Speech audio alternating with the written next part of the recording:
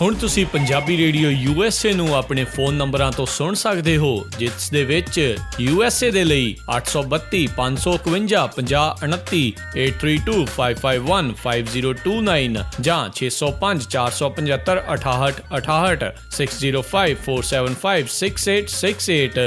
Toronto Canada ਦੇ ਲਈ 6479579633, British Columbia Canada ਲਈ 7786560460 ਜਾਂ 6046709696, ਕੈਲਗਰੀ ਕੈਨੇਡਾ ਦੇ ਲਈ 5873150587, ਇਟਲੀ ਦੇ ਲਈ 396899970694, ਪਾਕਿਸਤਾਨ ਦੇ ਲਈ 9202137130, UK ਦੇ ਲਈ 3300101100, 3300101100, ਜਰਮਨੀ ਦੇ ਲਈ 51180904041511 80904041, ਫਰਾਂਸ ਦੇ ਲਈ 331801425595,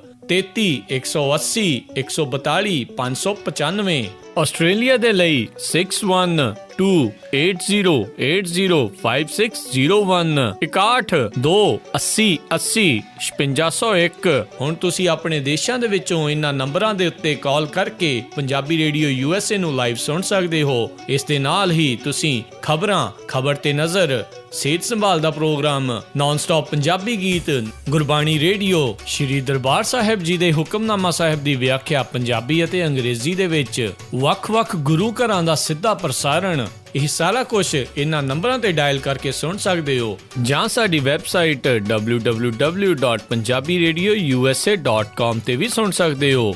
ਸੁਣਦੇ ਰਹੋ ਪੰਜਾਬੀ ਰੇਡੀਓ USA।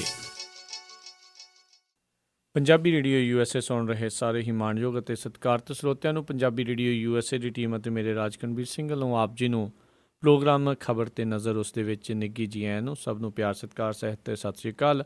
ਪ੍ਰੋਗਰਾਮ ਖਬਰ ਤੇ ਨਜ਼ਰ ਦੇ ਵਿੱਚ ਪੰਜਾਬ, ਭਾਰਤ ਭਰ ਦੀਆਂ ਖਬਰਾਂ ਦੇ ਉੱਤੇ ਜਿਹੜੀਆਂ ਆ ਉਸ ਦੇ ਉੱਤੇ ਨਿਗਾਹ ਬਣਾਉਂਦੇ ਹਾਂ ਜੀ ਆਪਾਂ, ਅਤੇ ਜਾਣਨ ਦੀ ਕੋਸ਼ਿਸ਼ ਕਰਦੇ ਹਾਂ ਉਸ ਖਬਰ ਦੇ ਪਿੱਛੇ ਕੀ ਛਿਪਿਆ ਹੋਇਆ ਆ। ਅਤੇ ਸਾਡੇ ਨਾਲ ਜਿਹੜੇ ਪਟਿਆਲਾ ਸਟੂਡੀਓਜ਼ ਤੋਂ ਇਸ ਪ੍ਰੋਗਰਾਮ ਦੇ ਲਈ ਜੁੜਦੇ ਨੇ ਬਲਤੇਜ ਪੰਨੂ ਜੀ। ਬਲਤੇਜ ਪੰਨੂ ਜੀ, ਜੀ ਆਇਆਂ ਨੂੰ, ਸਤਿ ਸ਼੍ਰੀ ਅਕਾਲ ਹੈ ਜੀ। ਸਤਿ ਸ਼੍ਰੀ ਅਕਾਲ ਜੀ, ਧੰਨਵਾਦ ਜੀ, ਬਹੁਤ ਮਿਹਰਬਾਨੀ। ਸਾਡੇ ਅੱਜ ਦੇ ਇਸ ਪ੍ਰੋਗਰਾਮ ਖਬਰ ਤੇ ਨਜ਼ਰ ਉਸ ਨੂੰ ਸਪਾਂਸਰ ਕਰਦੇ ਨੇ ਖਾਲਸਾ ਇੰਸ਼ੋਰੈਂਸ ਏਜੰਸੀ ਵਾਲੇ, ਜਿਨ੍ਹਾਂ ਦੇ ਕੋਲੋਂ ਤੁਸੀਂ ਹਰ ਤਰ੍ਹਾਂ ਦੀ ਇੰਸ਼ੋਰੈਂਸ ਉਹ ਕਰਵਾ ਸਕਦੇ ਹੋ। ਉਹਨਾਂ ਦਾ ਫ਼ੋਨ ਨੰਬਰ 4082722500, 4082722500। ਇਸ ਦੇ ਨਾਲ ਗੁਰਦੀਪ ਸਿੰਘ ਵਿਰਦੀ, ਗੁਰਜੀਤ ਸਿੰਘ ਚਾਮਪੁਰ, ਸਤਨਾਮ ਸਿੰਘ ਸ਼ੇਰਗਿੱਲ, ਹਰਕੇਵਲ ਸਿੰਘ, ਰਵਿੰਦਰ ਕੌਰ ਅਟਵਾਲ, ਇਹਨਾਂ ਸਾਰਿਆਂ ਦਾ ਬਹੁਤ ਬਹੁਤ ਧੰਨਵਾਦ। ਜੇ ਤੁਸੀਂ ਜਾਂ ਕੋਈ ਕਾਰੋਬਾਰ, ਕੋਈ ਬਿਜ਼ਨਸ ਇਸ ਪ੍ਰੋਗਰਾਮ ਨੂੰ ਸਪਾਂਸਰ ਕਰਨਾ ਚਾਹੁੰਦੇ ਹੋ, ਉਸ ਦੇ ਲਈ ਸੰਪਰਕ ਕਰ ਸਕਦੇ ਹੋ। ਸਟੂਡੀਓ ਦਾ ਨੰਬਰ 4087227698, 4087227698 ਦੇ ਉੱਤੇ। ਅਤੇ ਗੱਲਬਾਤ ਦਾ ਜਿਹੜਾ ਸਿਲਸਿਲਾ ਜੀ ਬਲਤੇਜ ਪੰਨੂ ਜੀ ਸ਼ੁਰੂ ਕਰਦੇ ਹਾਂ। ਆਮ ਆਦਮੀ ਪਾਰਟੀ ਦੇ ਵਿੱਚ ਖਾਨਾ ਜੰਗੀ ਹੋਰ ਤੇਜ਼ ਹੋਈ ਜੀ, ਕੁਛ ਹੱਲ ਨਹੀਂ ਲੱਭ ਰਿਹਾ ਜੀ। ਇੱਕ ਵਾਰੀ ਫੇਰ ਜੀ ਪਿਛਲੇ ਕੁਝ ਦਿਨਾਂ ਦੀ ਸ਼ਾਂਤੀ ਤੋਂ ਬਾਅਦ ਇਸ ਵੇਲੇ ਸਿਖਰ ਦੇ ਉੱਤੇ ਆ ਜੀ, ਔਰ ਸਟਿੰਗ ਆਪਰੇਸ਼ਨ ਤੋਂ ਉਭਰੇ ਅਰਵਿੰਦ ਕੇਜਰੀਵਾਲ ਦਾ ਸਟਿੰਗ ਹੀ ਜਿਹੜਾ ਜੀ ਉਹ ਜਾਰੀ ਕਰਤਾ ਇਹਨਾਂ ਨੇ ਜੀ। ਐਕਚੁਅਲੀ ਇੱਕ ਪਹਿਲਾਂ ਟੇਪ ਜਿਹੜੀ ਸੀ ਪਿਛਲੀ ਵਾਰੀ ਜਾਰੀ ਕੀਤੀ ਗਈ ਸੀ, ਜਦੋਂ ਪ੍ਰਸ਼ਾਂਤ ਭੂਸ਼ਣ ਤੇ ਯੋਗਿੰਦਰ ਯਾਦਵ ਹੋਰਾਂ ਨੂੰ ਜਿਹੜੀ ਨੈਸ਼ਨਲ ਐਗਜ਼ੈਕਟਿਵ ਹੈਗੀ ਹੈ ਜੀ ਉਹਦੇ ਵਿੱਚੋਂ ਕੱਢਿਆ ਗਿਆ ਸੀਗਾ ਜੀ, ਮਾਫ਼ ਕਰਨਾ, PAC ਦੇ ਵਿੱਚੋਂ ਜਦੋਂ ਕੱਢਿਆ ਗਿਆ ਸੀਗਾ, ਉਸ ਟਾਈਮ ਇੱਕ ਜਾਰੀ ਕੀਤੀ ਸੀ। ਹੁਣ ਜਦੋਂ ਫੇਰ ਇਹ ਅਟਕਲਾਂ ਜਿਹੜੀਆਂ ਉਹ ਚੱਲ ਰਹੀਆਂ ਨੇ ਕਿ ਉਹਨਾਂ ਨੂੰ ਮੈਂਬਰਸ਼ਿਪ ਤੋਂ ਹਟਾਇਆ ਜਾ ਸਕਦਾ, ਤੇ ਇਹ ਅਟਕਲਾਂ ਜਿਹੜੀਆਂ ਸੀ ਬਾਹਰ ਆਉਣ ਤੋਂ ਬਾਅਦ ਇਹਨਾਂ ਦੇ ਕੁਝ ਸਾਥੀਆਂ ਦੇ ਵੱਲੋਂ ਜਿਹੜੀ ਹੈ ਜੀ ਉਹ ਟੇਪ ਰਿਲੀਜ਼ ਕਰਤੀ ਗਈ ਹੈ ਜੀ। ਇਹ ਸਟਿੰਗ ਆਪਰੇਸ਼ਨ ਜਿਹੜਾ ਜੀ, ਇਹਦੇ ਵਿੱਚ ਜਿਹੜੇ ਅਰਵਿੰਦ ਕੇਜਰੀਵਾਲ ਨੇ ਉਹ ਯੋਗਿੰਦਰ ਯਾਦਵ ਤੇ ਪ੍ਰਸ਼ਾਂਤ ਭੂਸ਼ਣ ਹੋਰਾਂ ਦੇ ਖਿਲਾਫ ਜਿਹੜੇ ਜੀ ਕੁਝ ਅਪਸ਼ਬਦ ਵੀ ਜਿਹੜੇ ਉਹ ਬੋਲਦੇ ਨੇ, ਔਰ ਨਵੀਂ ਪਾਰਟੀ ਦੇ ਗਠਨ ਦੀ ਧਮਕੀ ਜਿਹੜੇ ਉਹ ਦਿੰਦੇ ਹੋਏ ਸੁਣਾਇਆ ਗਿਆ ਜੀ। ਔਰ ਕੇਜਰੀਵਾਲ ਧੜੇ ਨੇ ਇਹਦਾ ਖੰਡਨ ਕਰਦਿਆਂ ਕਿਹਾ ਕਿ ਪਾਰਟੀ ਲੀਡਰਸ਼ਿਪ ਨੂੰ ਬਲੈਕਮੇਲ ਕਰਨ ਦੇ ਵਾਸਤੇ 9 ਮਹੀਨਿਆਂ ਤੋਂ ਆਗੂਆਂ ਦੀ ਜਿਹੜੀ ਨਿੱਜੀ ਗੱਲਬਾਤ ਹੈ ਉਹ ਵੀ ਰਿਕਾਰਡ ਕੀਤੀ ਜਾ ਰਹੀ ਹੈ ਜੀ। ਉਮੇਸ਼ ਸਿੰਘ ਦੀ ਗੱਲਬਾਤ ਜਿਹੜੀ ਹੈ ਜੀ ਉਹ ਸੁਣਾਈ ਗਈ ਆ, ਔਰ ਇਹਦੇ ਵਿੱਚ ਆਪ ਦੇ ਜਿਹੜੇ ਆਗੂ ਨੇ ਜੀ ਉਹ ਉਮੇਸ਼ ਸਿੰਘ ਨੂੰ ਕਹਿੰਦਾ ਹੈ ਕਿ ਜੇ ਉਹ ਠੀਕ ਸਮਝਦਾ ਹੈ ਤੇ ਯਾਦਵ ਤੇ ਭੂਸ਼ਣ ਦੇ ਨਾਲ ਜਾ ਕੇ ਜਿਹੜਾ ਜੀ ਉਹ ਕੰਮ ਕਰੇ ਜੀ। ਜਦੋਂ ਕਿ ਇਹਦੇ ਉੱਤੇ ਇੱਕ ਸਵਾਲੀਆ ਚਿੰਨ੍ਹ ਅਜੇ ਵੀ ਖੜੇ ਨੇ। ਚੈਨਲ ਜਿਹੜੇ ਨੇ ਉਹਨਾਂ ਨੇ ਤਾਂ ਜਿਹੜਾ ਜੀ ਫੈਸਲਾ ਵੀ ਦੇਤਾ ਵੀ ਇਹ ਗਾਲਾਂ ਜਿਹੜੀਆਂ ਅਰਵਿੰਦ ਕੇਜਰੀਵਾਲ ਕੱਢ ਰਹੇ ਨੇ, ਨਾ ਤਾਂ ਪਿਛਲੀ ਟੇਪ ਤੇ ਨਾ ਇਹ ਵਾਲੀ ਜਿਹੜੀ ਟੇਪ ਹੈ ਜੀ, ਕਿ ਇਹ ਰੀਅਲ ਆਵਾਜ਼ ਜਿਹੜੀ ਹੈ ਜੀ ਉਹ ਅਰਵਿੰਦ ਕੇਜਰੀਵਾਲ ਦੀ ਹੈ। ਜਾਂ ਨਹੀਂ, ਕਿਉਂਕਿ ਇੱਥੇ ਇੱਕ ਰੇਡੀਓ ਦੇ ਉੱਤੇ ਇੱਕ ਮਜ਼ਾਹੀਆ ਪ੍ਰੋਗਰਾਮ ਚੱਲਦਾ, ਉਹਦੇ ਵਿੱਚ ਅਰਵਿੰਦ ਕੇਜਰੀਵਾਲ ਦੀ ਹੂਬਹੂ ਜਿਹੜੀ ਨਕਲ ਹੈ ਉਹ ਇੱਕ ਜਿਹੜਾ ਉਹਦੇ 'ਚ ਐਕਟਰ ਆ ਜੀ ਉਹ ਕਰਦਾ। ਜੀ ਸੋ ਜਿਹੜਾ ਮੀਡੀਆ ਹੈ ਜੀ ਉਹਨੇ ਇਹਨੂੰ ਬਹੁਤ ਉਭਾਰ ਕੇ ਜਿਹੜਾ ਜੀ ਉਹ ਪੇਸ਼ ਕੀਤਾ। ਉੱਧਰ ਯੋਗਿੰਦਰ ਯਾਦਵ ਤੇ ਪ੍ਰਸ਼ਾਂਤ ਭੂਸ਼ਣ ਜਿਹੜੇ ਨੇ ਜੀ ਉਹ ਵੀ ਹੁਣ ਖੁੱਲ੍ਹ ਕੇ ਬਾਗੀ ਰੌਂ ਦੇ ਵਿੱਚ ਜਿਹੜਾ ਜੀ ਉਹ ਆ ਗਏ ਨੇ, ਔਰ ਉਹਨਾਂ ਨੇ ਜਿਹੜਾ ਸਿੱਧਾ ਨਿਸ਼ਾਨਾ ਲਾਇਆ ਉਹ ਆਮ ਆਦਮੀ ਪਾਰਟੀ ਦੇ ਨੈਸ਼ਨਲ ਕਨਵੀਨਰ ਅਰਵਿੰਦ ਕੇਜਰੀਵਾਲ ਦੇ ਉੱਤੇ। ਜੀ ਉਹਨਾਂ ਨੇ ਕਿਹਾ ਕਿ ਜਮਹੂਰੀਅਤ ਦਾ ਗਲਾ ਜਿਹੜਾ ਜੀ ਉਹ ਘੁੱਟ ਰਿਹਾ, ਔਰ ਉਹਨਾਂ ਨੇ ਇਹ ਵੀ ਦਾਅਵਾ ਕੀਤਾ ਕਿ ਕੇਜਰੀਵਾਲ ਹੋਰਾਂ ਨੇ ਇੱਥੋਂ ਤੱਕ ਵੀ ਧਮਕੀ ਦਿੱਤੀ ਸੀ ਕਿ ਜੇ ਉਹਨਾਂ ਦੇ ਮੁਤਾਬਕ ਕੰਮ ਨਾ ਕੀਤਾ ਗਿਆ ਤਾਂ ਉਹ ਸਾਰੇ ਵਿਧਾਇਕ ਜਿਹੜੇ ਨੇ ਉਹਨਾਂ ਦੇ ਨਾਲ ਇੱਕ ਨਵੀਂ ਜਿਹੜੀ ਹੈ ਜੀ ਉਹ ਖੇਤਰੀ ਪਾਰਟੀ ਬਣਾ ਲੈਣਗੇ। ਅੱਜ ਇੱਕ ਅਹਿਮ ਮੀਟਿੰਗ ਜਿਹੜੀ ਹੈ ਜੀ ਉਹ ਆਮ ਆਦਮੀ ਪਾਰਟੀ ਦੀ ਹੋ ਰਹੀ ਹੈ, ਉਹਦੇ ਵਿੱਚ ਦੇਖਦੇ ਹਾਂ ਜੀ ਕਿ ਕਿਹੋ ਜਿਹਾ ਫੈਸਲਾ ਪਾਰਟੀ ਜਿਹੜੀ ਹੈ ਜੀ ਉਹ ਲੈਂਦੀ ਹੈ। ਇਹਦੇ ਨਾਲ ਆਮ ਆਦਮੀ ਪਾਰਟੀ ਦੇ ਜਿਹੜੇ ਵਰਕਰ ਨੇ ਦੇਸ਼ ਵਿਦੇਸ਼ ਦੇ ਵਿੱਚ ਬੈਠੇ ਉਹਨਾਂ ਦੇ ਜਿਹੜੀ ਇਹਦੀ ਬਹੁਤ ਨਿਰਾਸ਼ਾ ਲੱਗੀ ਆ, ਔਰ ਲੋਕ ਜਿਹੜੇ ਨੇ ਉਹ ਨਿਰਾਸ਼ ਨੇ ਇਸ ਗੱਲ ਨੂੰ ਲੈ ਕੇ ਕਿ ਪਾਰਟੀ ਜਿਹੜੀ ਹੈ ਜੀ ਉਹ ਕਿਸ ਲੈਵਲ ਦੇ ਉੱਤੇ ਲੈ ਗਈ ਹੈ ਇਸ ਲੜਾਈ ਨੂੰ, ਜਿਹੜੇ ਕਿ ਉਹਨੂੰ ਅੰਦਰ ਬਹਿ ਕੇ ਕਿਸੇ ਨਾ ਕਿਸੇ ਤਰੀਕੇ ਨਾਲ ਇਹਦਾ ਹੱਲ ਜਿਹੜਾ ਉਹ ਕੱਢਣਾ ਚਾਹੀਦਾ ਸੀ। ਜੀ ਤੇ ਗੱਲਾਂ ਇਹ ਵੀ ਸ਼ੁਰੂ ਹੋ ਚੁੱਕੀਆਂ ਵੀ ਆਮ ਆਦਮੀ ਪਾਰਟੀ ਵੀ ਹੁਣ ਇੱਕ ਸਿਆਸੀ ਪਾਰਟੀ ਦੇ ਰੂਪ ਦੇ ਵਿੱਚ ਉੱਭਰਨੀ ਸ਼ੁਰੂ ਹੋ ਗਈ, ਵੀ ਵਾਕਿਆ ਪੋਲੀਟੀਕਲ ਪਾਰਟੀ ਬਣ ਗਈ ਹੈ। ਸਿਆਸੀ ਪਾਰਟੀ ਤਾਂ ਉਹ ਹੈ ਹੀ ਜੀ, ਔਰ ਕਿਉਂਕਿ ਸਿਆਸਤ ਦੇ ਵਿੱਚ ਜਦੋਂ ਆ ਗਈ ਫਿਰ ਤਾਂ ਸਿਆਸੀ ਪਾਰਟੀ ਉਹ ਬਣ ਗਈ ਜੀ। ਪਰ ਇੰਨਾ ਜ਼ਰੂਰ ਹੈ ਜੀ ਕਿ ਲੋਕ ਉਹਨੂੰ ਥੋੜਾ ਡਿਫਰੈਂਟ ਦੇਖਦੇ ਸਨ ਜੀ, ਕਿ ਇਹ ਦੂਜੀਆਂ ਪਾਰਟੀਆਂ ਵਰਗੀ ਸ਼ਾਇਦ ਪਾਰਟੀ ਨਹੀਂ ਹੈਗੀ, ਪਰ ਲੋਕਾਂ ਨੂੰ ਬਹੁਤ ਹੀ ਨਿਰਾਸ਼ਾ ਹੀ ਹੱਥ ਲੱਗੀ ਇਸ ਪੱਖੋਂ ਜੀ ਕਿ ਇਹ ਵੀ ਦੂਜੀਆਂ ਪਾਰਟੀਆਂ ਵਰਗੀ ਹੀ ਪਾਰਟੀ ਜਿਹੜੀ ਹੈ ਜੀ ਉਹ ਬਣਦੀ ਜਾ ਰਹੀ ਹੈ ਜੀ। ਜੀ ਤੇ ਅਗਲੀ ਜਿਹੜੀ ਆਪਾਂ ਗੱਲ ਕਰਦੇ ਹਾਂ ਲੈਂਡ ਬਿੱਲ ਨੂੰ ਲੈ ਕੇ, ਕੇਂਦਰ ਸਰਕਾਰ ਇੱਕ ਵਾਰ ਫਿਰ ਲੈਂਡ ਬਿੱਲ ਲਿਆਏਗੀ, ਕੁਝ ਚੇਂਜਸ ਹੋਣਗੇ ਜਾਂ ਉਸੇ ਨੂੰ ਦੁਬਾਰਾ ਕਰਨ ਦੀ ਕੋਸ਼ਿਸ਼ ਆ? ਇੱਕ ਤਾਂ ਜੀ ਜਿਹੜੇ 5 ਅਪ੍ਰੈਲ ਨੂੰ ਇਹਦਾ ਜਿਹੜਾ ਨੋਟੀਫਿਕੇਸ਼ਨ ਜਿਹੜਾ ਜਾਰੀ ਕੀਤਾ ਹੋਇਆ ਸੀਗਾ ਜੀ ਉਹ ਖਤਮ ਹੋ ਜਾਣਾ। ਉਦੋਂ ਪਹਿਲਾਂ ਜਿਹੜਾ ਜੀ ਇਹ ਸਮਝਿਆ ਜਾ ਰਿਹਾ ਕਿ ਇਹਦੇ ਤੇ ਸ਼ਾਇਦ ਫਿਰ ਆਰਡੀਨੈਂਸ ਜਿਹੜਾ ਜੀ ਉਹ ਜਾਰੀ ਕੀਤਾ ਜਾਊਗਾ, ਔਰ ਰਾਜ ਸਭਾ ਦੇ ਵਿੱਚ ਇਹਨੂੰ ਲਿਆਉਣ ਦੀ ਜਿਹੜੀ ਹੈ ਜੀ ਉਹ ਤਿਆਰੀ ਕੀਤੀ ਜਾ ਰਹੀ ਹੈ। ਜਿਹੜੀਆਂ ਕੁਝ ਅਟਕਲਾਂ ਤੋਂ ਬਾਅਦ ਹੁਣ ਦੁਬਾਰਾ ਇਹ ਜਿਹੜਾ ਜੀ ਇੱਕ ਤਾਂ ਆਰਡੀਨੈਂਸ ਲਿਆਂਦਾ ਜਾ ਰਿਹਾ ਜੀ, ਰਾਜ ਸਭਾ ਦੇ ਵਿੱਚ ਉਠਾਉਣ ਦਾ ਜਿਹੜਾ ਫੈਸਲਾ ਵੀ ਉਹੀ ਕੀਤਾ ਗਿਆ ਜੀ। ਆਰਡੀਨੈਂਸ ਦੀ 5 ਅਪ੍ਰੈਲ ਨੂੰ ਜਿਵੇਂ ਤੁਹਾਨੂੰ ਦੱਸਿਆ ਕਿ ਇਹਦੀ ਮਿਆਦ ਜਿਹੜੀ ਉਹ ਮੁੱਕ ਜਾਣੀ ਆ। ਸੰਸਦੀ ਮਾਮਲਿਆਂ ਬਾਰੇ ਮੰਤਰੀ ਜਿਹੜੇ ਨੇ ਵੈਂਕਈਆ ਨਾਇਡੂ, ਉਹਨੇ ਇਹ ਕਿਹਾ ਕਿ ਸੰਸਦੀ ਮਾਮਲਿਆਂ ਬਾਰੇ ਕੈਬਨਿਟ ਮੀਟਿੰਗ ਦੇ ਵਿੱਚ ਇਹਨੂੰ ਰਾਜ ਸਭਾ ਦੇ ਵਿੱਚ ਤੁਰੰਤ ਉਠਾਉਣ ਦੀ ਸਿਫਾਰਿਸ਼ ਜਿਹੜੀ ਆ ਉਹ ਕੀਤੀ ਗਈ ਆ। ਜਿਹੜਾ ਇਹ ਲੈਂਡ ਬਿੱਲ ਹੈ ਇਹਦੇ ਬਾਰੇ ਆਰਡੀਨੈਂਸ ਦੀ ਮਿਆਦ ਮੁੱਕਣ ਤੇ ਸਰਕਾਰ ਦੁਬਾਰਾ ਆਰਡੀਨੈਂਸ ਕਰੂਗੀ। ਇਹਦੇ ਬਾਰੇ ਉਹਨਾਂ ਨੇ ਇਹ ਕਿਹਾ ਕਿ ਇਹਦੇ ਸੰਬੰਧੀ ਛੇਤੀ ਫੈਸਲੇ ਦਾ ਜਿਹੜਾ ਪਤਾ ਉਹ ਲੱਗ ਜਾਊਗਾ। ਜਿੱਥੋਂ ਇਹ ਲੱਗਦਾ ਕਿ ਸ਼ਾਇਦ ਆਰਡੀਨੈਂਸ ਜਿਹੜਾ ਜੀ ਉਹ ਫੇਰ ਜਾਰੀ ਕਰ ਦਿੱਤਾ ਜਾਊਗਾ। ਆਰਡੀਨੈਂਸ ਦਾ ਮਤਲਬ ਇਹ ਕਿ ਜਿਹੜਾ ਕੰਮ ਇਹਦੇ ਤਹਿਤ ਹੋ ਰਿਹਾ ਉਹ ਰੁਕੂਗਾ ਨਹੀਂ, ਉਹ ਉਸੇ ਤਰੀਕੇ ਦੇ ਨਾਲ ਜਿਹੜਾ ਜੀ ਉਹ ਜਾਰੀ ਰਹੂਗਾ। ਦੂਜੇ ਪਾਸੇ ਲੈਂਡ ਬਿੱਲ ਦੇ ਉੱਤੇ ਜਿਹੜੀ ਗੱਲਬਾਤ ਹੈ ਉਹਦੀ ਪੇਸ਼ਕਸ਼ ਨੂੰ ਜਿਹੜਾ ਉਹ ਖਤਮ ਕਰਦਿਆਂ ਹੋਇਆ ਸੋਨੀਆ ਗਾਂਧੀ ਹੋਰਾਂ ਨੇ ਦੋਸ਼ ਲਾਇਆ ਜੀ ਕਿ ਮੋਦੀ ਸਰਕਾਰ ਜਿਹੜੀ ਆ ਉਹ ਸਹਿਮਤੀ ਬਣਾਉਣ ਦੀਆਂ ਕੋਸ਼ਿਸ਼ਾਂ ਦਾ ਮਜ਼ਾਕ ਉਡਾ ਰਹੀ ਹੈ। ਉਹਨਾਂ ਨੇ ਕਿਹਾ ਕਿ ਸਰਕਾਰ ਜਿਹੜੀ ਹੈ ਉਹ ਬਿਜ਼ਨਸਮੈਨਾਂ ਦਾ ਪੱਖ ਜਿਹੜਾ ਉਹ ਪੂਰ ਰਹੀ ਹੈ। ਉਹਨਾਂ ਨੇ ਇਹ ਵੀ ਮੰਗ ਕੀਤੀ ਹੈ ਕਿ ਸਰਕਾਰ UPA ਵੱਲੋਂ ਲਿਆਂਦੇ ਕਾਨੂੰਨ ਨੂੰ ਹੂਬਹੂ ਜਿਹੜਾ ਜੀ ਉਹ ਲਾਗੂ ਕਰੇ। ਉਹਨਾਂ ਨੇ ਨਿਤਿਨ ਗਡਕਰੀ ਨੂੰ ਚਿੱਠੀ ਲਿਖ ਕੇ ਸੋਨੀਆ ਗਾਂਧੀ ਹੋਰਾਂ ਨੇ ਕਿਹਾ ਕਿ ਪਹਿਲਾਂ ਤਾਂ ਸਰਕਾਰ ਬਿੱਲ ਲਿਆ ਕੇ ਕਿਸਾਨਾਂ ਦੇ ਨਾਲ ਖਿਲਵਾੜ ਕਰ ਰਹੀ ਹੈ ਤੇ ਫਿਰ ਵਿਰੋਧ ਹੋਣ ਤੇ ਉਹਦੇ ਉੱਪਰ ਸਹਿਮਤੀ ਬਣਾਉਣ ਦੀ ਥਾਂ ਤੇ ਆਪਣੀਆਂ ਗੱਲਾਂ ਜਿਹੜੀਆਂ ਜੀ ਉਹ ਮਨਵਾ ਰਹੀ ਹੈ। ਤਾਂ ਲੱਗਦਾ ਜੀ ਕਿ ਇਹ ਮਾਮਲਾ ਜਿਹੜਾ ਜੀ ਖਤਮ ਨਹੀਂ ਹੋਇਆ, ਬਲਕਿ ਆਉਣ ਵਾਲੇ ਦਿਨਾਂ ਦੇ ਵਿੱਚ ਕਈ ਹੋਰ ਤਰੀਕੇ ਦੇ ਨਾਲ ਜਿਹੜਾ ਜੀ ਉਹ ਸਾਹਮਣੇ ਆਊਗਾ। ਜੀ ਜੀ ਤੇ ਅਗਲੀ ਜਿਹੜੀ ਆਪਾਂ ਗੱਲ ਕਰਦੇ ਹਾਂ 1984 ਦੇ ਕਤਲੇਆਮ ਦਾ ਜਿਹੜਾ ਕੇਸ ਆ ਉਸ ਦੀ ਕਲੋਜ਼ਰ ਰਿਪੋਰਟ ਦੀ ਜਿਹੜੀ ਸੁਣਵਾਈ ਆ 22 ਅਪ੍ਰੈਲ ਨੂੰ।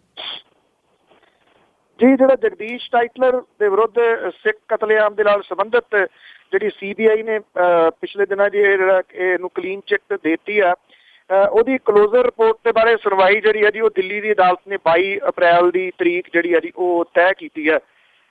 ਜਿਹੜੇ ਮੁੱਖ ਪਾਲੀਟਨ ਮੈਜਿਸਟ੍ਰੇਟ ਸਨ ਜੀ ਉਹ ਦੇ ਵਿੱਚ ਹਾਜ਼ਰ ਨਹੀਂ ਸਨ, ਜਿਹਦੇ ਕਰਕੇ ਇਹ ਸੁਣਵਾਈ ਜਿਹੜੀ ਹੈ ਜੀ ਉਹ ਅੱਗੇ ਪਾਈ ਗਈ ਹੈ ਜੀ। ਅਦਾਲਤ ਨੇ ਕਲੋਜ਼ਰ ਰਿਪੋਰਟ ਦੇ ਬਾਰੇ ਜਿਹੜੇ ਸ਼ਿਕਾਇਤਕਰਤਾ ਲਖਵਿੰਦਰ ਕੌਰ ਨੇ ਉਹਨੂੰ ਨੋਟਿਸ ਜਾਰੀ ਕੀਤਾ ਸੀਗਾ ਤੇ ਕਤਲੇਆਮ ਦੇ ਦੌਰਾਨ ਗੁਰਦੁਆਰਾ ਪੁਲ ਬੰਗਸ਼ ਵਿਖੇ ਜਿਹੜੇ ਲਖਵਿੰਦਰ ਕੌਰ ਤੇ ਉਹਦੇ ਘਰ ਵਾਲੇ ਜਿਹੜਾ ਸੀਗਾ ਬਾਦਲ ਸਿੰਘ ਸਣੇ 3 ਜਣਿਆਂ ਦੀ ਜਿਹੜਾ ਕਤਲ ਸੀਗਾ ਉਹ ਕਰ ਦਿੱਤਾ ਗਿਆ ਸੀਗਾ। ਜਿਹੜੇ ਵਕੀਲ ਪੇਸ਼ ਹੋਏ ਨੇ ਇਹਨਾਂ ਦੇ ਵੱਲੋਂ ਕਾਮਨਾ ਵੋਹਰਾ ਉਹਨੇ ਦਾਅਵਾ ਕੀਤਾ ਕਿ ਸ਼ਿਕਾਇਤਕਰਤਾ ਨੂੰ ਨੋਟਿਸ ਦਿੱਤਾ ਹੀ ਨਹੀਂ ਗਿਆ, ਜਦੋਂ ਕਿ ਇਹ ਕਿਹਾ ਗਿਆ ਸੀ ਕਿ ਉਹਨੂੰ ਨੋਟਿਸ ਦੇ ਦਿੱਤਾ ਗਿਆ ਸੀਗਾ ਜੀ। ਮਗਰ ਉਹ ਪਤਾ ਲੱਗਿਆ ਜੀ ਜਗਦੀਸ਼ ਟਾਈਟਲਰ ਦੇ ਵਿਰੁੱਧ ਕੇਸ ਰੱਦ ਕਰਨ ਦੇ ਵਾਸਤੇ ਏਜੰਸੀ ਨੇ ਪਹਿਲਾਂ ਹੀ ਰਿਪੋਰਟ ਜਿਹੜੀ ਆ ਉਹ ਦਾਇਰ ਕਰਤੀ ਹੈ ਜੀ। ਇਹ ਤੀਜੀ ਵਾਰੀ ਹੈ ਜਦੋਂ ਕਿ ਪੜਤਾਲੀਆ ਏਜੰਸੀ ਨੇ ਇਸ ਕੇਸ ਦੇ ਵਿੱਚ ਟਾਈਟਲਰ ਨੂੰ ਕਲੀਨ ਚਿੱਟ ਜਿਹੜੀ ਹੈ ਜੀ ਉਹ ਦਿੱਤੀ ਹੈ। ਸੈਸ਼ਨ ਅਦਾਲਤ ਨੇ ਇਸ ਦੇਸ਼ ਦੇ ਉੱਤੇ ਮੁੜ ਕੇ ਜਾਂਚ ਜਿਹੜੀ ਹੈ ਜੀ ਉਹ ਕੀਤੀ ਹੈ। 13 ਦੇ ਵਿੱਚ ਸੈਸ਼ਨ ਅਦਾਲਤ ਨੇ CBI ਦੀ ਪਹਿਲੀ ਕਲੋਜ਼ਰ ਰਿਪੋਰਟ ਜਿਹੜੀ ਸੀ ਉਹਨੂੰ ਰੱਦ ਕਰਦਿਆਂ ਹੋਇਆ ਏਜੰਸੀ ਨੂੰ ਆਦੇਸ਼ ਦਿੱਤਾ ਸੀਗਾ ਕਿ ਉਹ ਇਸ ਕੇਸ ਦੇ ਵਿੱਚ ਹੋਰ ਜਾਂਚ ਕਰੇ। ਹੁਣ CBI ਨੇ ਫੇਰ ਜਿਹੜੀ ਹੈ ਜੀ ਕਲੋਜ਼ਰ ਰਿਪੋਰਟ ਲਾਤੀ ਹੈ ਕਿ ਕੁਝ ਨਹੀਂ ਹੈਗਾ, ਇਹਦੇ ਵਿੱਚ ਕੋਈ ਗਵਾਹ ਜਿਹੜੇ ਜੀ ਉਹ ਨਹੀਂ ਹੈਗੇ। ਹਰਸਿਮਰਤ ਕੌਰ ਬਾਦਲ ਉਹਨਾਂ ਨੇ ਇੱਥੇ ਬਠਿੰਡੇ ਦੇ ਵਿੱਚ ਕੱਲ੍ਹ ਇਹ ਗੱਲ ਕਹੀ ਹੈ ਜੀ ਕਿ ਅਸੀਂ ਕੀ ਕਰੀਏ ਇਸ ਮਾਮਲੇ ਦੇ ਉੱਤੇ। ਜਿਹੜੀ ਪਿਛਲੀ UPA ਦੀ ਸਰਕਾਰ ਸੀਗੀ ਉਹ ਜਿੰਨੇ ਸਬੂਤ ਸੀਗੇ ਉਹ ਸਾਰੇ ਨਸ਼ਟ ਕਰ ਗਈ ਹੈ ਜੀ। ਇਹ ਨਵਾਂ ਜਿਹੜਾ ਫਿਕਰਾ ਉਹ ਕੱਢ ਲਿਆ ਜੀ ਅਕਾਲੀਆਂ ਦੇ। ਜੀ ਜੀ ਜੀ ਅਤੇ ਅਗਲੀ ਜਿਹੜੀ ਆਪਾਂ ਗੱਲ ਕਰਦੇ ਹਾਂ, ਇੱਕ ਹੋਰ ਜਿਹੜੀ ਹੈ ਜੀ ਫਿਲਮ ਵਿਵਾਦ ਦੇ ਘੇਰੇ 'ਚ ਇਹਦੀ ਨਾਨਕ ਸ਼ਾਹ ਫਕੀਰ ਜਿਹੜਾ ਇਹਦੇ ਲੈ ਕੇ ਜੀ ਅਕਾਲ ਤਖਤ ਸਾਹਿਬ ਤੋਂ ਪ੍ਰਵਾਨਗੀ ਮਿਲੇ ਹੋਣ ਸੰਬੰਧੀ ਜਿਹੜਾ ਭੰਬਲ ਭੂਸਾ ਪਿਆ ਪਿਛਲੇ ਦਿਨਾਂ ਤੋਂ ਸੋਸ਼ਲ ਨੈਟਵਰਕ ਸਾਈਟ ਦੇ ਉੱਤੇ ਵੀ ਬਹੁਤ ਚਰਚਿਤ ਹੈ। ਹੁਣ ਇਹਦੇ ਸੰਬੰਧੀ ਜਿਹੜੇ ਅਕਾਲ ਤਖਤ ਸਾਹਿਬ ਦੇ ਜਥੇਦਾਰ ਨੇ ਉਹਨਾਂ ਨੇ ਇਹ ਕਹਿਤਾ ਕਿ ਇਸ ਫਿਲਮ ਨੂੰ ਅਜੇ ਤੱਕ ਜਿਹੜੀ ਉਹ ਨਹੀਂ ਦਿੱਤੀ ਗਈ ਤੇ ਜੇ ਫਿਲਮ ਦੇ ਵਿੱਚੋਂ ਕੋਈ ਇਤਰਾਜ਼ਯੋਗ ਸੀਨ ਹੈਗੇ ਨੇ ਤਾਂ ਇਹ ਕੱਢੇ ਜਾਣੇ ਚਾਹੀਦੇ ਨੇ ਜੀ। ਇਹ ਫਿਲਮ ਅਪ੍ਰੈਲ ਦੇ ਮਹੀਨੇ ਦੇ ਵਿੱਚ ਰਿਲੀਜ਼ ਹੋਣ ਵਾਲੀ ਹੈ ਔਰ ਇਹਦੇ ਵਿੱਚ ਕੁਝ ਜਿਹੜੇ ਸੀਨ ਨੇ ਉਹਨੂੰ ਲੈ ਕੇ ਜਿਹੜਾ ਸਿੱਖ ਭਾਈਚਾਰਾ ਉਹ ਇਤਰਾਜ਼ ਜਿਹੜਾ ਉਹ ਕਰ ਰਿਹਾ। ਜਿਹੜੇ ਕੁਝ ਲੋਕ ਨੇ ਜੀ ਉਹ ਇਤਰਾਜ਼ ਇਹ ਕਰ ਰਹੇ ਨੇ ਕਿ ਫਿਲਮ ਦੇ ਵਿੱਚ ਗੁਰੂ ਸਾਹਿਬ ਦਾ ਕਿਰਦਾਰ ਇੱਕ ਵਿਅਕਤੀ ਦੇ ਵੱਲੋਂ ਨਿਭਾਇਆ ਗਿਆ ਜਿਹੜਾ ਕਿ ਕਿਸੇ ਵੀ ਹਾਲਤ ਦੇ ਵਿੱਚ ਉਹਨੂੰ ਐਕਸੈਪਟ ਜਿਹੜਾ ਜੀ ਉਹ ਨਹੀਂ ਕੀਤਾ ਜਾ ਸਕਦਾ ਜੀ। ਜਿਹੜਾ ਇਹ ਫਿਲਮ ਦੀ ਪ੍ਰਵਾਨਗੀ ਸੰਬੰਧੀ ਉਹਨਾਂ ਨੇ ਅਕਾਲ ਤਖਤ ਦੇ ਜਥੇਦਾਰ ਕੋਲੋਂ ਪ੍ਰਵਾਨਗੀ ਪੱਤਰ ਹੋਣ ਦੀ ਗੱਲ ਪਿਛਲੇ ਦਿਨਾਂ ਦੇ ਵਿੱਚ ਸਾਹਮਣੇ ਲਿਆਂਦੀ ਹੈ, ਜਦੋਂ ਕਿ ਹੁਣ ਜਥੇਦਾਰ ਸਾਹਿਬ ਇਹ ਕਹਿੰਦੇ ਨੇ ਕਿ ਸਾਡੇ ਕੋਲੋਂ ਕੋਈ ਪ੍ਰਵਾਨਗੀ ਜਿਹੜੀ ਹੈ ਉਹ ਨਹੀਂ ਲਈ ਗਈ। ਜਥੇਦਾਰ ਸਾਹਿਬ ਦਾ ਇਹ ਕਹਿਣਾ ਕਿ ਫਿਲਮ ਦੇ ਪ੍ਰਬੰਧਕਾਂ ਨੂੰ ਕੋਈ ਪ੍ਰਵਾਨਗੀ ਪੱਤਰ ਜਿਹੜਾ ਉਹ ਜਾਰੀ ਨਹੀਂ ਕੀਤਾ ਗਿਆ, ਸਗੋਂ ਸਿਰਫ ਉਹਨੂੰ ਫਿਲਮ ਦੀ ਸ਼ੁਰੂਆਤ ਸਮੇਂ ਬੈਸਟ ਵਿਸ਼ੇਸ ਜਿਹੜੀਆਂ ਉਹ ਦਿੱਤੀਆਂ ਸਨ, ਜਿਹੜੀਆਂ ਕਿ ਸਿੱਖ ਧਰਮ ਦੇ ਪ੍ਰਚਾਰ ਪ੍ਰਸਾਰ ਲਈ ਕੀਤੇ ਜਾ ਰਹੇ ਕੰਮਾਂ ਦੀ ਜਿਹੜੀ ਉਹ ਸ਼ਲਾਘਾ ਸੀ। ਉਹਨਾਂ ਨੇ ਕਿਹਾ ਕਿ ਜੇ ਫਿਲਮ ਦੇ ਦ੍ਰਿਸ਼ਾਂ ਦੇ ਬਾਰੇ ਸੰਗਤ ਦੇ ਵੱਲੋਂ ਕੋਈ ਇਤਰਾਜ਼ ਆਉਂਦਾ ਤਾਂ ਇਹ ਦ੍ਰਿਸ਼ ਕੱਟ ਕੇ ਫਿਲਮ ਜਿਹੜੀ ਆ ਉਹ ਰਿਲੀਜ਼ ਹੋਣੀ ਚਾਹੀਦੀ ਹੈ ਜੀ। ਔਰ ਉਹਨਾਂ ਨੇ ਕਿਹਾ ਕਿ ਇਹਦੇ ਸੰਬੰਧੀ ਜਿਹੜੇ ਹੈ ਜੀ ਉਹ ਜੇ ਉਹ ਅਪਰੋਚ ਕਰਨਗੇ ਤਾਂ ਫਿਰ ਜਿਹੜੀ ਹੈ ਜੀ ਉਹ ਫਿਲਮ ਦੇਖ ਕੇ ਇਹਦੇ ਸੰਬੰਧ ਦੇ ਵਿੱਚ ਜਿਹੜਾ ਜੀ ਉਹ ਦੱਸਿਆ ਜਾਊਗਾ। ਜੀ ਜੀ ਤੇ ਅਗਲੀ ਗੱਲ ਕਰਦੇ ਹਾਂ, ਜਿਮਣੀ ਚੋਣ ਜਿਹੜੀ ਧੂਰੀ ਚੋਣ ਜਾ ਰਹੀ ਹੈ ਉੱਥੇ ਦੇ ਸਾਰੇ ਬੂਥਾਂ ਤੇ ਜਿਹੜੀ ਆ CRP ਆ ਜਿਹੜੀ ਨੀਮ ਸੁਰੱਖਿਆ ਬਲ ਆ ਉਹ ਤੈਨਾਤ ਹੋਣਗੇ। ਜੀ ਬਿਲਕੁਲ, ਜਿਹੜੀ ਗੱਲ ਪਹਿਲੀ ਕਰ ਰਿਹਾ ਸੀਗਾ ਮੈਂ ਇੱਕ ਲਾਈਨ ਉਹਦੇ ਵਿੱਚ ਹੋਰ ਐਡ ਕਰ ਦਿਆਂ ਜੀ ਕਿ ਜਿਹੜੇ ਜਥੇਦਾਰ ਸਾਹਿਬ ਨੂੰ ਜਦੋਂ ਜਗਦੀਸ਼ ਟਾਈਟਲਰ ਉਹਨਾਂ ਦੇ ਬਾਰੇ 'ਚ ਪੁੱਛਿਆ ਗਿਆ ਉਹ ਕਹਿੰਦੇ ਜੀ ਮੈਨੂੰ ਇਹਦੀ ਕੋਈ ਜਾਣਕਾਰੀ ਨਹੀਂ ਹੈ ਕਿ ਉਹਨਾਂ ਨੂੰ ਕਲੀਨ ਚਿੱਟ ਦੇਤੀ ਹੈ ਜੀ। ਇਹ ਵੀ ਆਪਣੇ ਆਪ 'ਚ ਇੱਕ ਵਿਵਾਦਿਤ ਬਿਆਨ ਹੀ ਹੈ ਜੀ। ਉਹਨਾਂ ਦਾ ਐਡਾ ਵੱਡਾ ਮਸਲਾ ਹੋਵੇ ਤੇ ਉਹ ਕਹਿੰਦੇ ਮੈਨੂੰ ਇਹਦਾ ਕੋਈ ਪਤਾ ਹੀ ਨਹੀਂ ਗਾ ਜੀ। ਜਿਹੜੀ ਤੁਸੀਂ ਗੱਲ ਦੂਸਰੀ ਧੂਰੀ ਦੀ ਪੁੱਛੀ ਹੈ ਜੀ, ਧੂਰੀ ਦੇ ਵਿੱਚ ਚੋਣ ਕਮਿਸ਼ਨ ਨੇ ਜਿਹੜੇ ਵਿਧਾਨ ਸਭਾ ਦੇ ਹਲਕੇ ਜਿਹੜੇ ਨੇ ਜੀ ਉਹਦੇ ਵਿੱਚ ਜ਼ਿਮਨੀ ਚੋਣ ਦੇ ਬਾਰੇ ਸਾਰੇ ਪੋਲਿੰਗ ਸਟੇਸ਼ਨਾਂ ਦੇ ਉੱਤੇ ਜਿਹੜੇ ਪੈਰਾਮਿਲਟਰੀ ਫੋਰਸਿਸ ਨੇ ਸੈਂਟਰ ਦੀਆਂ ਉਹ ਤਾਇਨਾਤ ਕਰਨ ਦਾ ਫੈਸਲਾ ਜਿਹੜਾ ਜੀ ਉਹ ਕੀਤਾ। ਮੁੱਖ ਚੋਣ ਅਧਿਕਾਰੀ ਨੇ ਚੋਣ ਕਮਿਸ਼ਨ ਨੂੰ ਕੇਂਦਰੀ ਬਲਾਂ ਦੀਆਂ 6 ਕੰਪਨੀਆਂ ਜਿਹੜੀਆਂ ਉਹ ਭੇਜਣ ਦੇ ਵਾਸਤੇ ਕਿਹਾ। ਅਪ੍ਰੈਲ ਦੇ ਪਹਿਲੇ ਹਫ਼ਤੇ ਸਾਰੇ ਹਲਕੇ ਦੇ ਵਿੱਚ ਇਹ ਜਿਹੜੀਆਂ ਜੀ ਸੈਂਟਰ ਦੀਆਂ ਉਹ ਤਾਇਨਾਤ ਹੋ ਜਾਣਗੀਆਂ ਪੈਰਾਮਿਲਟਰੀ ਫੋਰਸਿਸ। ਕਮਿਸ਼ਨ ਦੇ ਅਧਿਕਾਰੀ ਜਿਹੜੇ ਨੇ ਉਹ ਕਹਿੰਦੇ ਨੇ ਕਿ ਧੂਰੀ ਵਿਧਾਨ ਸਭਾ ਹਲਕੇ ਦੇ ਸਾਰੇ ਪੋਲਿੰਗ ਸਟੇਸ਼ਨ ਜਿਹੜੇ ਨੇ ਉਹ ਨਾਜ਼ੁਕ ਕਰਾਰ ਦਿੱਤੇ ਗਏ ਨੇ। ਉੱਥੇ ਜਿਹੜੇ ਨਾਜ਼ੁਕ ਬੂਥ ਨੇ ਉੱਥੇ ਕੈਮਰੇ ਤੇ ਮਾਈਕਰੋ ਅਬਜ਼ਰਵਰ ਜਿਹੜੇ ਨੇ ਉਹ ਵੀ ਲਾਏ ਜਾਣਗੇ। ਇਹ ਹਲਕੇ ਦੀ ਜਿਹੜੀ ਚੋਣ ਹੈ ਜੀ ਹਾਕਮ ਸ਼੍ਰੋਮਣੀ ਅਕਾਲੀ ਦਲ ਇਸ ਕਰਕੇ ਉਹਦੇ ਲਈ ਵਿਕਾਰੀ ਹੈ ਕਿਉਂਕਿ ਜੇਕਰ ਇਹ ਪਾਰਟੀ ਸੱਤਾਧਾਰੀ ਜਿੱਤਦੀ ਆ ਵਿਧਾਨ ਸਭਾ ਦੇ ਵਿੱਚ ਉਹਦਾ 59 ਵਿਧਾਇਕਾਂ ਦਾ ਸਪਸ਼ਟ ਬਹੁਮਤ ਹਾਸਲ ਹੋ ਜਾਊਗਾ। ਚੋਣ ਕਮਿਸ਼ਨ ਨੇ ਧੂਰੀ ਜ਼ਿਮਨੀ ਚੋਣ ਦੇ ਵਾਸਤੇ ਸੂਬੇ ਦੀ ਸਰਕਾਰ ਤੋਂ 1 ਕਰੋੜ ਰੁਪਏ ਦਾ ਬਜਟ ਜਿਹੜਾ ਜੀ ਉਹ ਮੰਗਿਆ। ਜੀ ਪਿਛਲੀਆਂ ਲੋਕ ਸਭਾ ਚੋਣਾਂ ਦੇ ਦੌਰਾਨ ਅਕਾਲੀ ਦਲ ਤੇ ਕਾਂਗਰਸ ਨੂੰ ਇਸ ਵਿਧਾਨ ਸਭਾ ਹਲਕੇ ਤੋਂ ਨਮੋਸ਼ੀ ਭਰੀ ਹਾਰ ਦਾ ਸਾਹਮਣਾ ਕਰਨਾ ਪਿਆ ਸੀਗਾ ਤੇ ਆਮ ਆਦਮੀ ਪਾਰਟੀ ਨੂੰ ਰਿਕਾਰਡ ਵੋਟਾਂ ਜਿਹੜੀਆਂ ਇੱਥੇ ਪਈਆਂ ਸੀਗੀਆਂ ਜੀ। ਹੁਣ ਜ਼ਿਮਨੀ ਚੋਣ ਦੇ ਮੈਦਾਨ ਦੇ ਵਿੱਚੋਂ ਆਮ ਆਦਮੀ ਪਾਰਟੀ ਦੇ ਬਾਹਰ ਹੋਣ ਕਰਕੇ ਅਕਾਲੀਆਂ ਨੂੰ ਥੋੜਾ ਸੁੱਖ ਦਾ ਸਾਹ ਜੀ। ਜਿਹੜੀਆਂ ਖੁਫੀਆ ਏਜੰਸੀਜ਼ ਨੇ ਭਾਵੇਂ ਅਕਾਲੀ ਦਲ ਨੂੰ ਸਖਤ ਟੱਕਰ ਹੋਣ ਦੀਆਂ ਰਿਪੋਰਟਾਂ ਦਿੱਤੀਆਂ ਨੇ ਪਰ ਅਕਾਲੀ ਇਸ ਹਲਕੇ ਤੋਂ ਜਿੱਤ ਜਿਹੜੀ ਹੈ ਜੀ ਉਹ ਸੌਖੀ ਸਮਝ ਰਹੇ ਨੇ। ਉਪ ਮੁੱਖ ਮੰਤਰੀ ਇਸੇ ਕਰਕੇ ਅਜੇ ਤੱਕ ਜਿਹੜੇ ਉਹ ਸਰਗਰਮ ਜਿਹੜੇ ਉਹ ਨਹੀਂ ਹੋਏ। ਉਹ ਜਿੱਤ ਸੌਖੀ ਇਸ ਕਰਕੇ ਸਮਝ ਰਹੇ ਨੇ ਜੀ ਕਿ ਉਹਨਾਂ ਨੂੰ ਪਤਾ ਹੈ ਕਿ ਇਹ ਚੋਣ ਜਿਹੜੇ ਲੁੱਟਣ ਦਾ ਉਹਨਾਂ ਕੋਲੇ ਲੰਬਾ ਤਜਰਬਾ ਹੈ।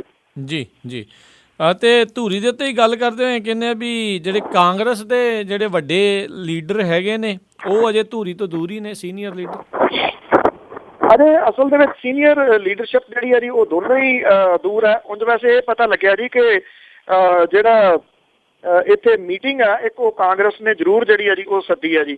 ਧੂਰੀ ਦੇ ਅੰਦਰ ਜਦੋਂ ਪਰਚਾ ਦਾਖਲ ਕੀਤਾ ਗਿਆ ਸੀਗਾ ਤਾਂ ਉਸ ਤੋਂ ਬਾਅਦ ਚੋਣ ਸਰਗਰਮੀਆਂ ਜਿਹੜੀ ਹਾਲ ਦੀ ਘੜੀ ਭਖ ਨਹੀਂ ਸਕੀਆਂ ਅਜੇ।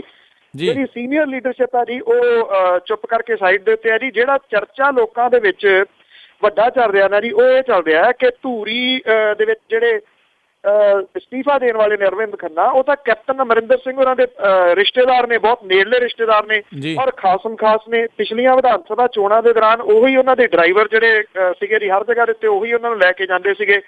ਇਹ ਕਿਹਾ ਜਾ ਰਿਹਾ ਕਿ ਇਹ ਇੱਕ ਫਿਕਸ ਮੈਚ ਜਿਹੜਾ ਨਾ ਜੀ ਮਿੱਥ ਕੇ ਮੈਚ ਜਿਹੜਾ ਉਹ ਖੇਡਿਆ ਜਾ ਰਿਹਾ।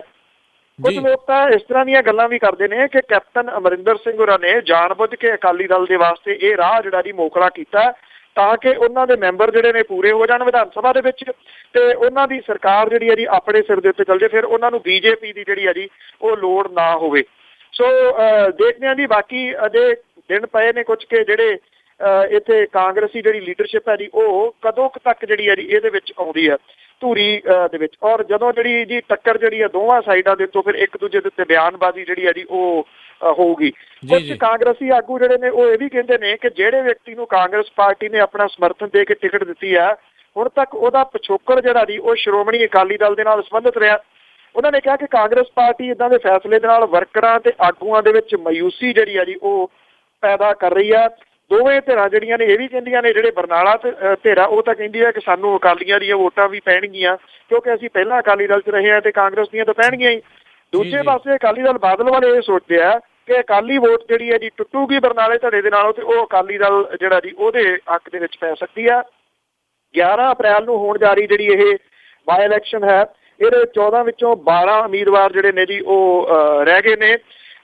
ਜਿਹੜੇ ਕਿਸੇ ਵੀ ਉਮੀਦਵਾਰ ਨੇ ਆਪਣੇ ਕਾਗਜ਼ ਜਿਹੜੇ ਉਹ ਵਾਪਸ ਜਿਹੜੇ ਉਹ ਨਹੀਂ ਲਏ।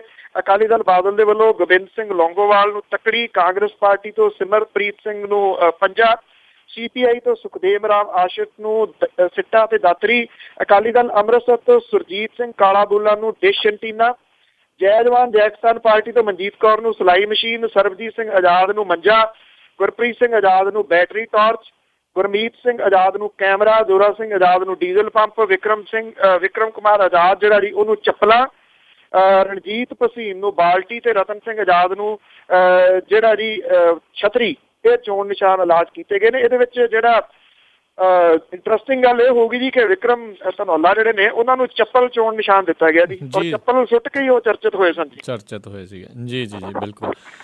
ਅਗਲੀ ਗੱਲ ਕਰਦੇ ਹਾਂ ਜੀ, ਸ਼ਰਾਬ ਦੇ ਠੇਕਿਆਂ ਦੀਆਂ ਲਾਟਰੀਆਂ ਬਹੁਤੀਆਂ ਅਕਾਲੀ ਆਗੂਆਂ ਦੇ ਹੱਕ 'ਚ।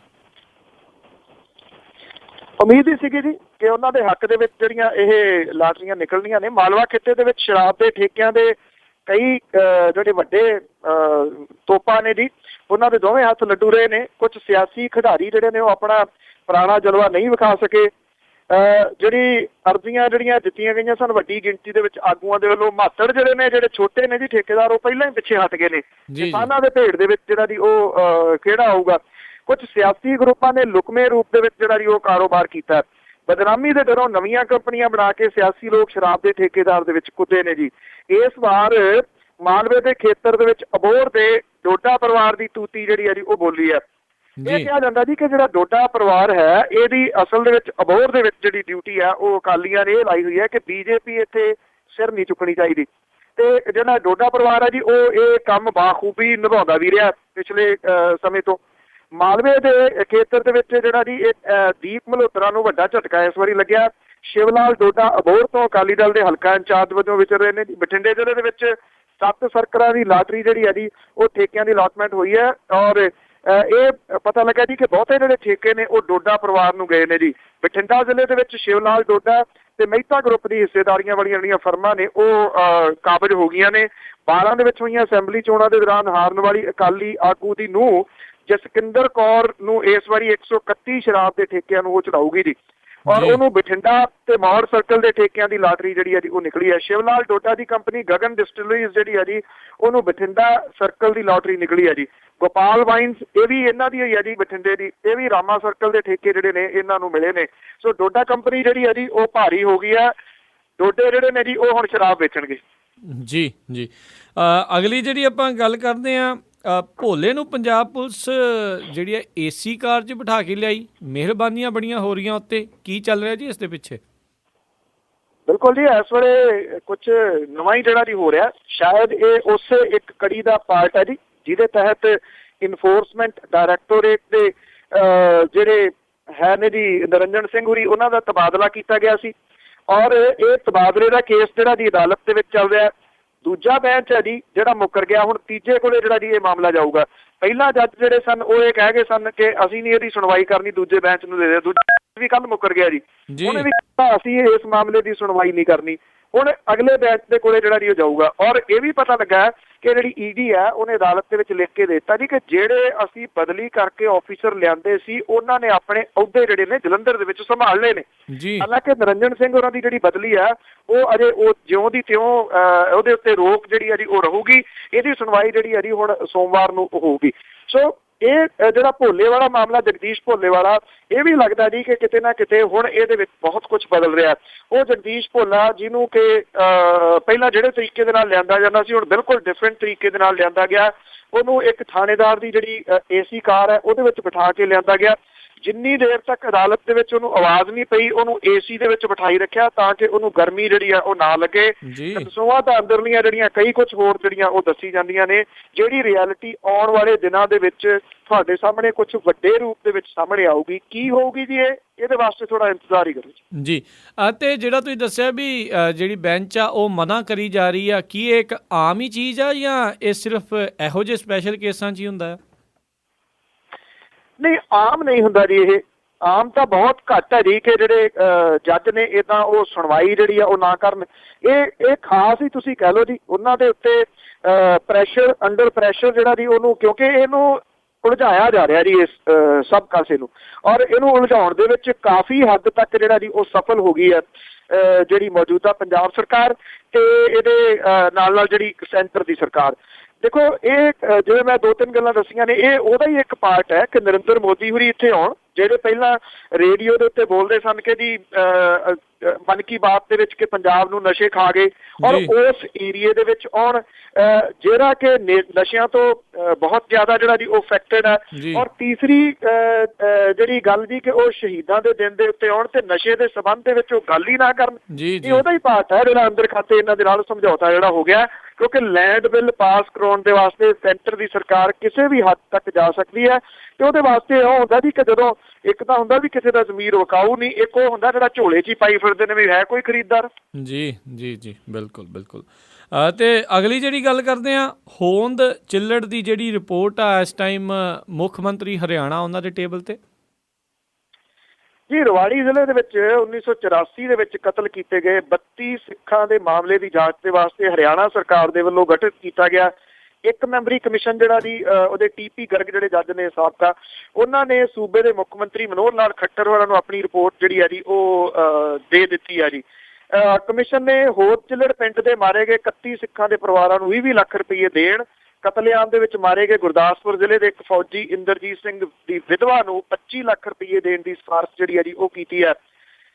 ਇਸ ਫੌਜੀ ਦੀ ਵਿਧਵਾ ਨੂੰ ਮੁਆਵਜ਼ੇ ਤੋਂ ਪਹਿਲਾਂ ਕੋਈ ਰਾਸ਼ੀ ਨਹੀਂ ਮਿਲੀ, ਜਦੋਂ ਕਿ ਬਾਕੀ ਵਾਰਸ ਜਿਹੜੇ ਨੇ 84 ਤੋਂ ਲੈ ਕੇ 2006 ਤੱਕ 7-7 ਲੱਖ ਰੁਪਏ ਜਿਹੜੇ ਉਹ ਲੈ ਚੁੱਕੇ ਨੇ ਜੀ। ਕਮਿਸ਼ਨ ਨੇ ਹੋਰ ਚਿੱਲੜ ਕਾਂਡ ਦੀ ਜਾਂਚ ਮੁਕੰਮਲ ਕਰਕੇ ਰਿਪੋਰਟ ਮੁੱਖ ਮੰਤਰੀ ਨੂੰ ਸੌਂਪ ਦਿੱਤੀ ਹੈ।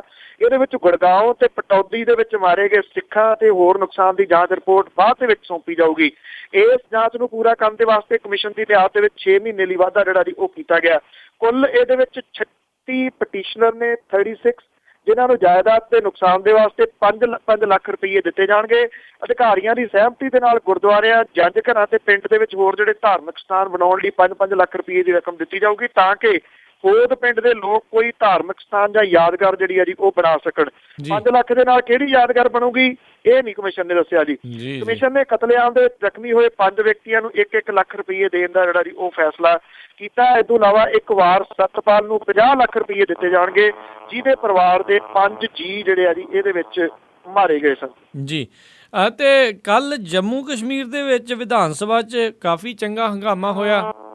ਐਕਚੁਅਲੀ ਜੀ ਇਹ ਜਿਹੜੇ ਬਿਜਲੀ ਪ੍ਰੋਜੈਕਟ ਸੀਗੇ ਜਿਨ੍ਹਾਂ ਤੋਂ ਇਹ ਅਸਲ ਦੇ ਵਿੱਚ ਹੰਗਾਮਾ ਹੋਇਆ। ਔਰ ਜਿਹੜੀ ਜੰਮੂ ਕਸ਼ਮੀਰ ਦੀ ਵਿਧਾਨ ਸਭਾ ਦੀ ਉਹਨਾਂ ਨੇ ਵੀ ਫਿਰ ਆਪਣਾ ਰੰਗ ਵਿਖਾਇਆ ਜੀ। ਕਿਸੇ ਟਾਈਮ ਇਹ ਰੰਗ ਸਿਰਫ ਬਿਹਾਰ 'ਚ ਦੇਖਣ ਨੂੰ ਮਿਲਦਾ ਹੁੰਦਾ ਸੀਗਾ, ਪਰ ਅੱਜ ਕੱਲ੍ਹ ਤਕਰੀਬਨ ਬਹੁਤੇ ਸੂਬਿਆਂ ਦੀਆਂ ਸਰਕਾਰਾਂ, ਉਹ ਕੇਰਲਾ ਹੋਵੇ, ਪੰਜਾਬ ਹੋਵੇ, ਇਹਨਾਂ ਦੇ ਵਿੱਚ ਅਕਸਰ ਜਿਹੜਾ ਦੀ ਉਹ ਦੇਖਣ ਨੂੰ ਮਿਲ ਜਾਂਦਾ ਹੈ। ਤੇ ਜੰਮੂ ਕਸ਼ਮੀਰ ਵਾਲੇ ਉਹ ਕਹਿੰਦੇ ਜੀ ਕੋਈ ਚਾਚੇ ਦੀ ਧੀ ਚੱਲੀ ਤੇ ਮੈਂ ਕਿਉਂ ਰਹਾਂ ਇਕੱਲੀ, ਫਿਰ ਉਹਨਾਂ ਨੇ ਵੀ ਆਪਣਾ ਰੰਗ ਜਿਹੜਾ ਜੀ ਇੱਕ ਦੂਜੇ ਨੂੰ ਬੈਂਚਾਂ ਦੇ ਉੱਤੋਂ ਦੀ ਸੁੱਟਿਆ, ਬੈਂਚ ਜਿਹੜੇ ਉਹ ਪੁੱਟ ਕੇ ਸੁੱਟ ਦਿੱਤੇ ਤੇ ਉਸ ਤੋਂ ਬਾਅਦ ਜਿਹੜੇ ਮਾਰਸ਼ਲ ਸੀਗੇ ਜੀ ਉਹਨਾਂ ਨੇ ਇਹਨਾਂ ਮੈਂਬਰਾਂ ਨੂੰ ਚੁੱਕ ਕੇ ਜਿਹੜਾ ਜੀ ਉਹ ਬਾਹਰ ਸੁੱਟਿਆ।